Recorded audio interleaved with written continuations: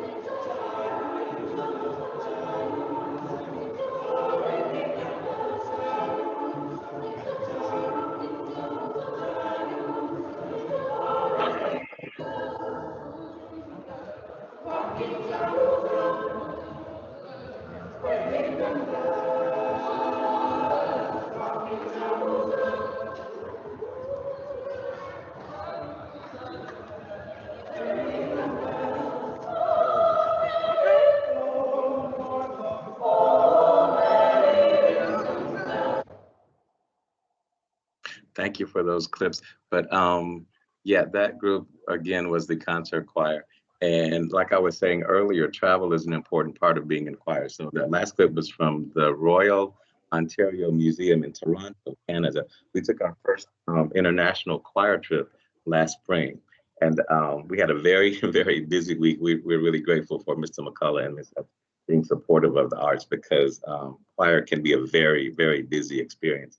But I think the week started off with us going to competition here in town on a Wednesday, and that next day, Thursday, we were at the airport taking off for Toronto, where we did a performance tour. But that clip, we had just finished a concert at the Royal Ontario Museum, and the kids were just kind of hanging around in the lobby, and they got together and started singing. And before we knew it, another group of people had gathered around us, and there were people in the balcony also just listening to the choir sing.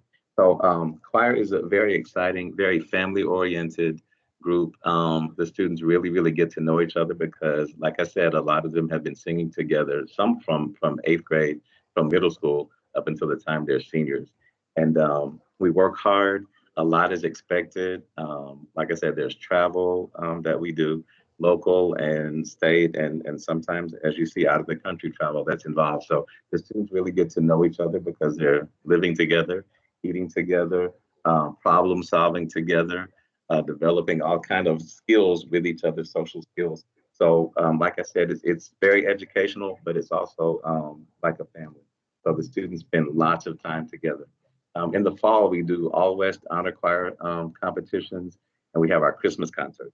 In the spring, we do solo and ensemble contests. We do the choir festival that I was telling you about earlier, and we always do a spring tour. And we also do our spring concert. Because of COVID this past spring, we weren't able to do our spring concert. But the year before the last spring, we took a trip down to New Orleans and participated in a contest. And we came back with the gold award, which is the highest award that you could get for that festival. So like I said, choir works really, really hard. We are proud of what we do, but it's not easy. You know, don't come into the choir class just thinking that you're gonna kind of glaze through or get through on just your talent because we have a lot of skills that we focus on and that we do learn. So we also had a chance last year to work with our theater department, and they presented the Little Shop of Horrors. So we had a number of choir students involved in that with singing roles. And it was just a whole lot of work, but also a whole lot of fun. So a hardworking, family-oriented organization that kind of reflects who Central is anyway. That's the choir program here. And if you're a singer, we would love to have you. And Ms. Blackman and Ms. Nelms, the counselors here, have my contact information. We could do an audition by Microsoft Teams if we need to. But I just want you to know that the doors are open. If you want to sing, if you want to come be a part of the choir, look me up and find me because I'll be looking for you. Thank you for your time. Thank you, Mr. Wilson. Okay, so next up, we are going to talk a little bit about our AP Human Geography class that is a class specifically for ninth graders. And so with our AP classes, of course, that stands for advanced placement. And these classes are college level courses that our students are able to take while they're in high school. And of course, we want to make sure that our students are well prepared for college. And enrolling into AP is one of those ways that we make sure that our students can do that. And it is the first course that a student can take in high school. There is an application process for our AP classes. For our incoming ninth graders, the application process usually goes through your eighth grade counselor. What I normally do is when we come into the school to choose our classes for your ninth grade year, I will give you all the application, let you know what the criteria is in order for you to take that course. And then you will submit to our human geography teacher, who is Miss Johnson, and she couldn't be here because she is having practice tonight with her girls, her volleyball team. But you have to submit a writing sample, as well as we look at your grades and your attendance and your conduct. And the reason that we look at your attendance and conduct, I'm sure that people are asking the reason, why do we do that? But with AP, because they are so rigorous and because you cover a lot of material quickly in the class, we have to make sure that you're going to be a student who attends class and school regularly, as well as we don't want disruptions during that time. And so we do look at all of those things. We particularly look at grades from English and history. And the reason for that is because at the end of the school year, after you have taken your AP course, you do take an exam. It is a normal AP courses the test takes about 3 hours or so. For AP Human, because it is an introductory class, that test is only about 2 hours, right at 2 hours, and you have multiple choice. So there's usually about 50 to 60 questions that are multiple choice, and then the students have to choose an essay that they write on. And so that is what our AP Human class, AP Human Geography class is. Now it does, because it is geography, it does take the place of your history class for your ninth grade year. So it's not like you'll just be taking any class and it won't count. This will actually take the place of the credit that you need for your history course. And then you'll be ready to move into our next course, which is 10th grade AP World History. So that is the information on AP Human Geography. Next up, we are going to talk a little bit about our extracurricular activities. And some of those include volleyball. The ones that we'll talk about tonight are volleyball, tennis, and yearbook. And I'm going to go over what Ms. Johnson gave us. Now, I am not an expert in volleyball, so I'll just go over that. But I have a video to play first, just so that you can see our team.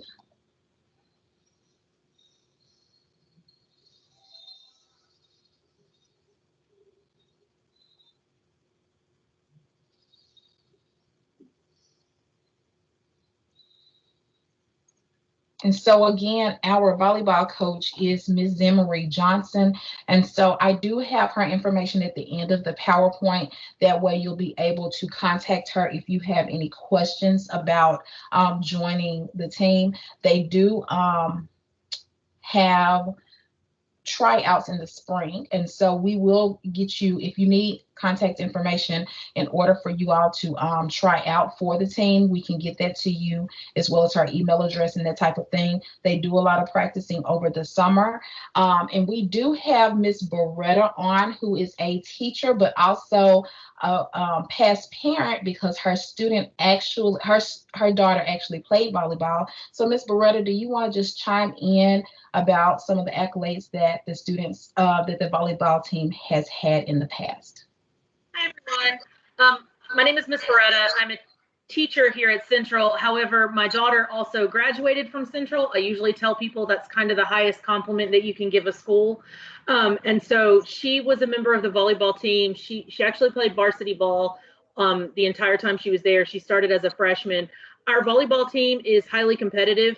So if you are trying out for volleyball, there is a JV team and a varsity squad. I just want you to know that as an incoming freshman. So they will have tryouts usually the last week in April, first week in May. It all depends on when TSSAA releases them to actually begin tryouts and workouts over the summer. Be prepared for summer practices, but be prepared for a really awesome experience. My kid loved it, and I am sure that yours will too. All right. Thank you, Ms. Beretta. All right. And next up, we will hear from Ms. Cochran, who is our boys and girls tennis coach. Ms. Cochran.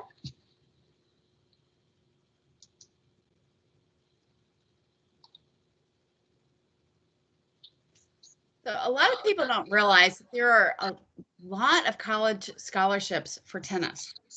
And so this is an opportunity to find something active to do and add it to your college resume, because actually 60% of all tennis scholarships go unused. And it doesn't matter if you haven't played the game yet, but we use the resources of the Memphis Tennis Center and we teach you the game, and our matches start mid-April, mid-May, March to May, and we just encourage you to try something new and just add it to your resume. We have a lot of fun. All right. Thank you, Ms. Cochran.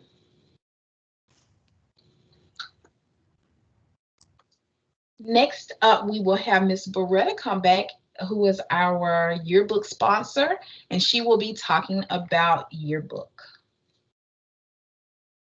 Hi, everyone. My name is Melissa Beretta. I am the yearbook sponsor at Central High School. This is my 23rd year at Central, and I will be honest, yearbook is something that I've been doing for 2 decades now. We actually have the longest running high school yearbook in the city of Memphis. For those of you who don't know, Central is the oldest high school in Memphis, and we have been publishing a yearbook every year since 1924. We can prove that one, with the exception of World Wars. So that is the only thing that we haven't done. We have won yearbook awards from our publishing company, Balfour, for 17 out of the last 20 years. Freshmen are eligible to take yearbook. You actually will sign up for journalism, and you will take journalism 1, 2, 3, and 4. Whatever year you start in journalism 1. So if you come in as a freshman, you can have 4 years of journalism. Come in as a sophomore, you get 3 years. Please remember that as a high school student, you are required to have an elective focus. So any of my yearbook students who are with me for 3 years or more will meet their high school elective focus by taking journalism.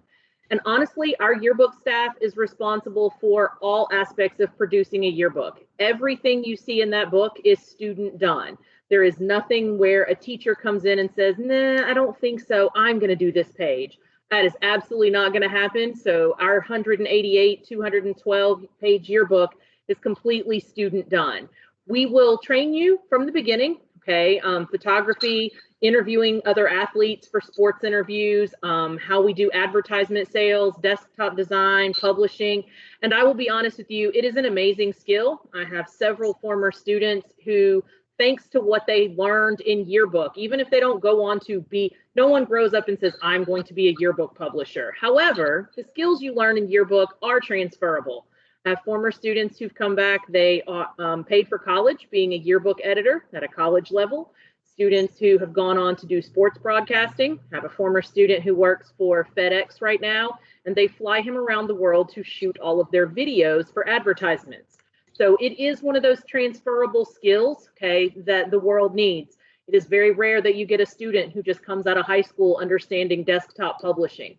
Going to be honest, it's been very challenging this year. The pictures that you're seeing up on the screen from homecoming or from any of our other events, those are obviously not happening right now in the pandemic world, but we are still publishing a yearbook, and we will have that process all this year as well. So if you are interested in joining the yearbook staff, which obviously I'm a huge fan of, you are interested in joining the yearbook staff, our applications come out in the spring, usually the last week of March, first week of April, sometime right after spring break when our book goes to print, okay, for that year. So you can pick those up. My email address is on the screen, berettamh@scsk12.org, or if you reach out to Miss Nelms, she can also get you a yearbook application. Freshmen coming in who are interested in yearbook need to come with teacher recommendations, that'll be in the application, as well as recommendations from your English teacher, just letting me know that you do know where commas go and that sort of thing. Okay, so if you have any other questions, reach out to me, reach out to Miss Nels, and we hope to see you walking the sidelines at a game holding a camera.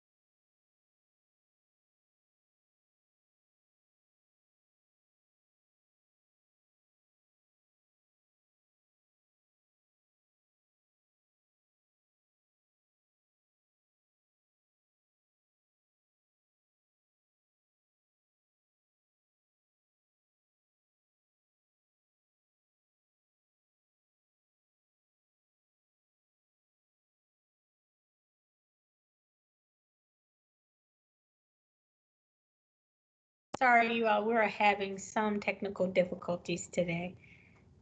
Ms. Nams, you're still muted. Hi, my name is Brianna Moore, and I am a graduate from the class of 2012.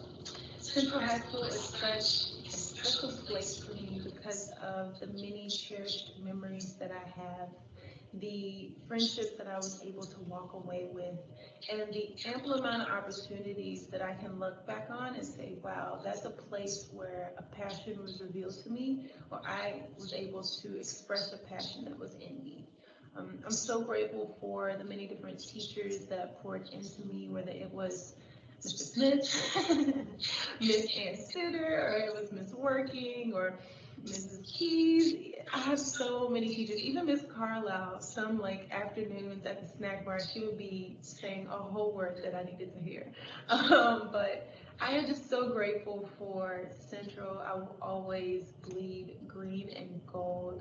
Shout out to the Warriors and Sea House. Like, what a time. What a time. So as you can see, Brianna was totally right. Our teachers are really involved in our students' lives by building that family relationship. So we thank Brianna, we thank all of our teachers that are here tonight. And so now I'm sure you're wondering, well, how can I be a part of this awesome family? Here are the requirements for Central High School. You do have to score in the 70 percentile of a nationally normed test. An example of what a nationally normed test would be, it would be your Fast Bridge A reading or Fast Bridge A math, NWEA maps from the past, any of your TCAP scores. But again, it must be in the 70 percentile or greater. You also have to have a 3.0 academic 3.0 grade point average for the semester in all of your core classes, nothing less than a C. You have to have no more than 15 absences or tardies total for the year. Those are the things that we require. Next slide, please. So as we all know, the application process is already started. If you have not made your selection, I hope that we are at the top of your list. You can go to the Shelby County website, which is www.scsk12.org. Click on school choice. If you are a current SES student, you will use your student number, which is also your lunch number. Once you fill out the application, you should receive an email confirmation stating that you have submitted. If, however, you are not an SES student, you will certainly use your Social Security number as your student number. Then, after you complete your application, you will have 10 days to scan and email certain documents to the optional office. Those documents include your nationally normed achievement test scores, as well as a copy of your most recent report card that will indicate your grades and your conduct as well as your attendance. So you would scan those and you would email them to SESOP@sesk12.org, which is the optional office. So up next, we will have a Q&A session. So if you have any questions for us, we'll be happy to answer. I know that we have some students here. So Ms. Nams, I'm going to let you handle that part. Okay.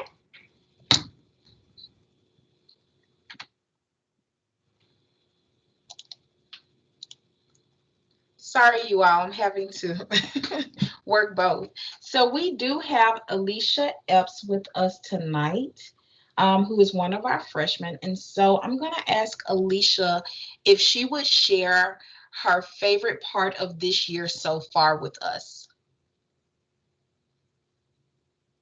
My favorite part of this year is like socializing with my teachers, because like it pretty much turns out my teachers are fun, like they have a nice personality, and like they always motivate us to do better, like even when we're feeling down or like we don't feel like doing work, and they can see that they like motivate us to do better. And then it's like there's certain ways they do, it's like it helps us keep going and then wants to do better so we can make them happy. All right, thank you, Miss Alicia Epps. And Alicia, even in our pandemic, she has shown to be a true leader. And so we did do our class officers election. So of course, our sophomores, juniors, and seniors are able to pick their class officers before they leave for the year. And we normally don't have any class officers for our freshmen, but this year we did do an officer election. And so Alicia is our class president for our freshman class. So thank you, Alicia. We will have one more session of our Green Table Talks, and that is going to be this Thursday. And we will be talking about, we will have our band directors with us. We will have our ROTC instructors, as well as our track coach, and we will be talking about dual enrollment. So tonight you heard about AP classes, but we will talk about our dual enrollment classes, another way for your student to earn those college credits so that you don't have to pay as much later on. And so that will be our next and final table talk, Green Table Talks for the year. Okay, so I did notice that we do have some students on. So if you have a question, again, I'm going to give you an opportunity right here. If anyone has a question for us, you can unmute. Okay, great. All right, then we so appreciate you all for stopping by and to hear the information about vocal music, yearbook, AP Human Geography, tennis, volleyball. So all of the information for the sponsors as well as the teachers are here. And again, like Ms. McCullough stated earlier, we have recorded this. We will be putting all 5 sessions on the website. So you can visit our website at any time to go back and get the information for all of the previous and the one that's coming up. But we would love for you to come back and attend the one that's coming up. Okay. So again, thank you all. Thank you, teachers.